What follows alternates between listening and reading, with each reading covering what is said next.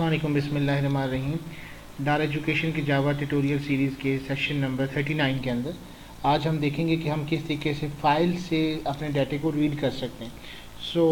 सबसे पहले तो आप अपनी एक फ़ाइल बना लीजिए। जिस तरह हमारा ये शुरू से तरीक़ेकार है, आप एक पैकेज को न्यू करके क्लास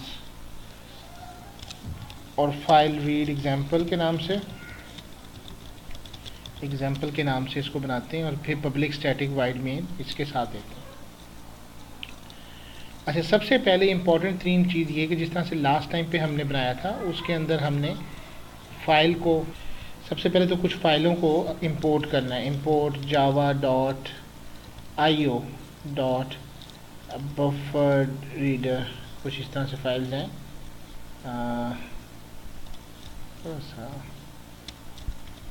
IO.5, तो आप इसके सारे पैकेजेस ही कर लें तो बेहतर है।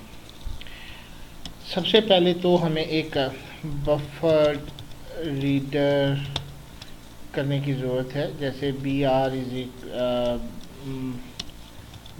बफर BF रीडर कर लें इज़ इक्वल टू, शुरू में हम इसको इनिशियलाइजेशन जो है वो नल दे रहे हैं।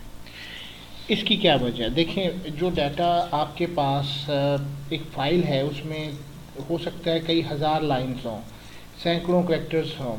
अब उन सब को एक ख़ास तरीके से उसको रीड करना है कि वो एक फ़ाइल से आए, तो उतनी देर तक एक ख़ास जगह के ऊपर जो उसको सेव करके रखना है ताकि उसको डिस्प्ले होने में टाइम जो लगता है उससे पहले अपने तमाम डाटे को एक जगह पे रखने के लिए हमें बफर रीडर की ज़रूरत है। याद रखें, बफर रीडर जो होता है उस वक्त इस्तेमाल किया जाता है जब एक फास्टर डाटा इंफॉर्मेशन से एक स्लोअर की तरफ जा रहा हो। तो आप फास्टर से डाटे को पहले एक वेरिएबल में सेव कर लें और फिर 1 बाई 1 वहाँ से डाटे को आप वहाँ से रीड करें। बफर रीडर जो है बेसिकली हमने इसलिए रखा है ताकि हमारी जो भी फ़ाइल हम टेक्स्ट की रीड करने जा रहे हैं उसका डाटा एकदम से हमारा प्रोसेसिंग के ज़रिए हमारे इस वेरिएबल के अंदर स्टोर हो जाए। अब सबसे पहले तो हमारा काम यही है कि हम इसका एक नया ऑब्जेक्ट बनाते हैं। BF reader is equal to new buffer reader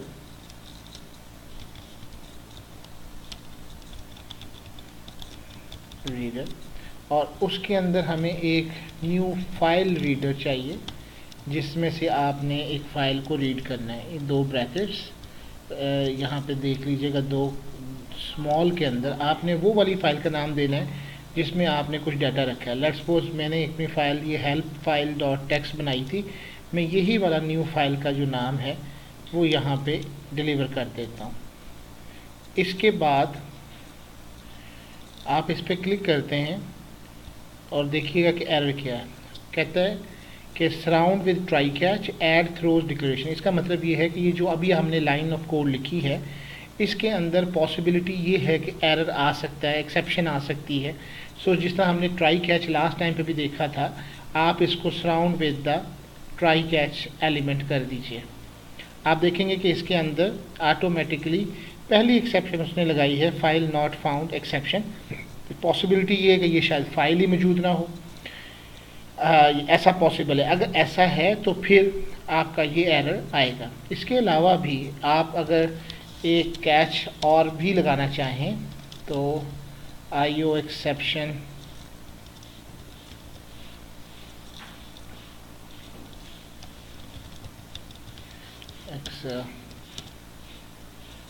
के अंदर हम EX dot print stack trace कर दें।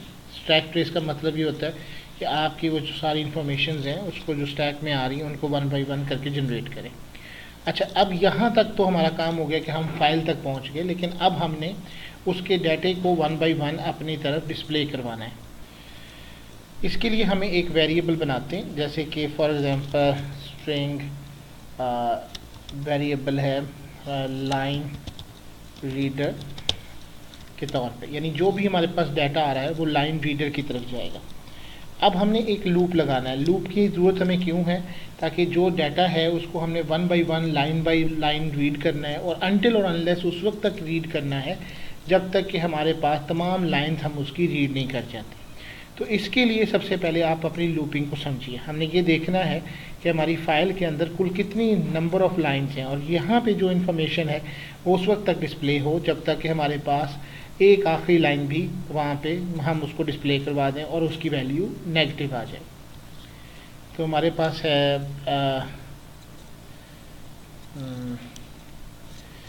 BF line reader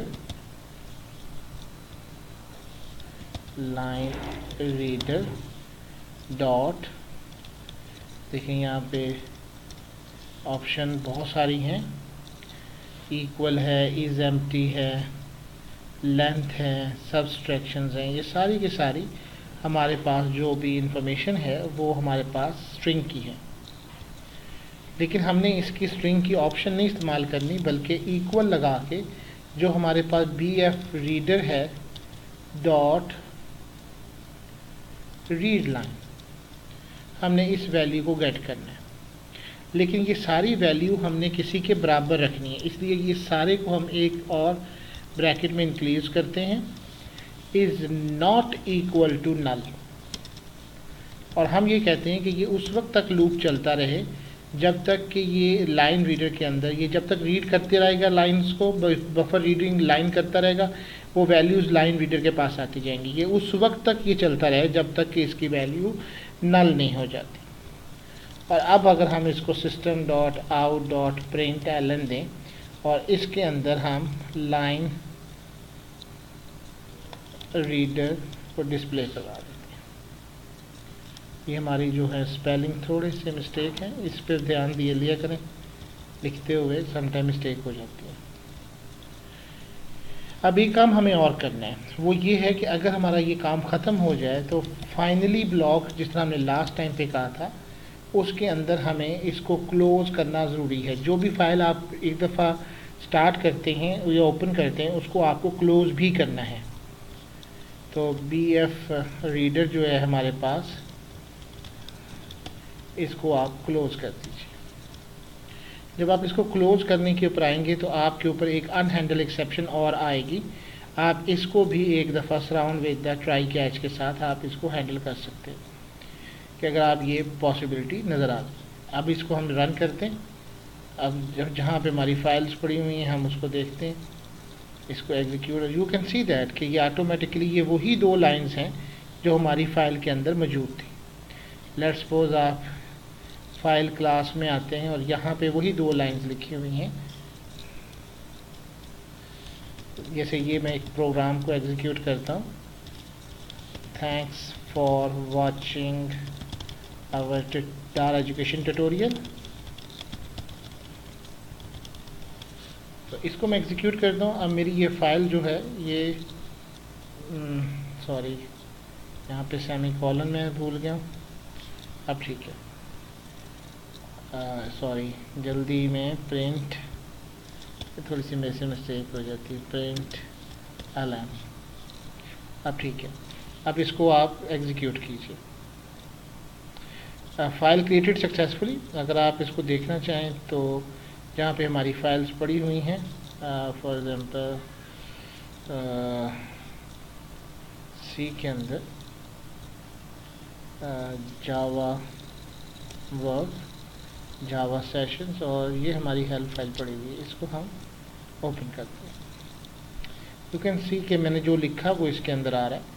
अब मेरा काम ये है कि मैं अपने इसी फाइल को, इसको एग्जीक्यूट करता हूँ, तो मैं देखता हूँ कि क्या मैं इसको रीड कर सका।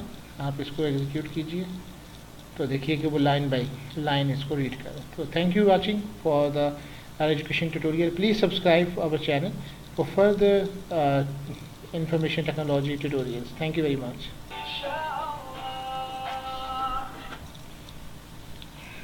जी आ गए हो? बस ठीक है, मैं वेट कर रहा हूँ।